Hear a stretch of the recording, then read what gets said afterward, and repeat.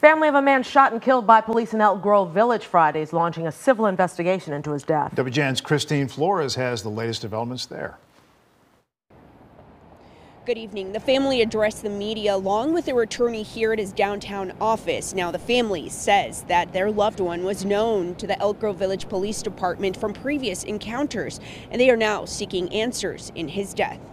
Jack was only 24 years old and was just starting his life.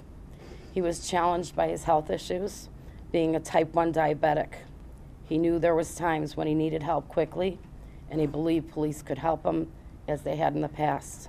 The man in the incident has been identified as Jack Murray. According to the family, the shooting happened outside just a few doors away from their home in the 200 block of Fern Drive just before 4:30 Friday evening.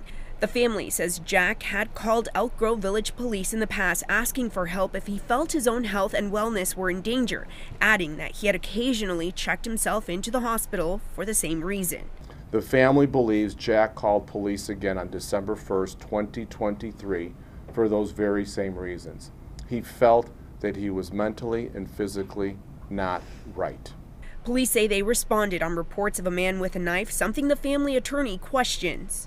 Whether or not he had a knife, was the knife in his pocket? And we're not saying that he did, but let's say he did. Let's assume their scenario, their narrative. Was the knife in his pocket? How big was the knife? Where was the knife pointed?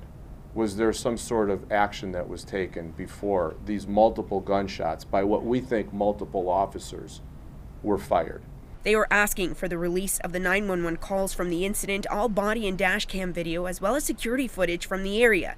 They are also asking the police department about their crisis intervention training. Police must be trained in how to de-escalate this type of situation and bring it to a safe conclusion and to preserve life, not to unnecessarily take life. They also question why the family was denied the right to see Jack in his final moments in the hospital. According to the family attorney, they were told he was part of a crime scene. For as long as I've been doing this, I have never encountered a family being denied to say goodbye. And I don't know.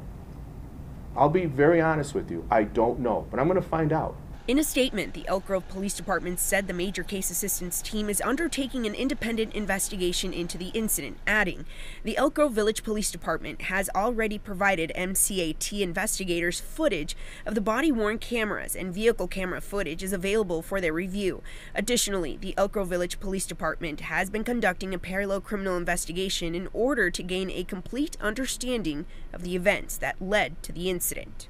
The family attorney says that if they don't hear back in the next few days, their next step is to file a civil lawsuit. Now, the police department tells us that in accordance with their policy, 5 of the responding officers, not all of whom applied lethal force during the encounter, have been placed on temporary administrative leave.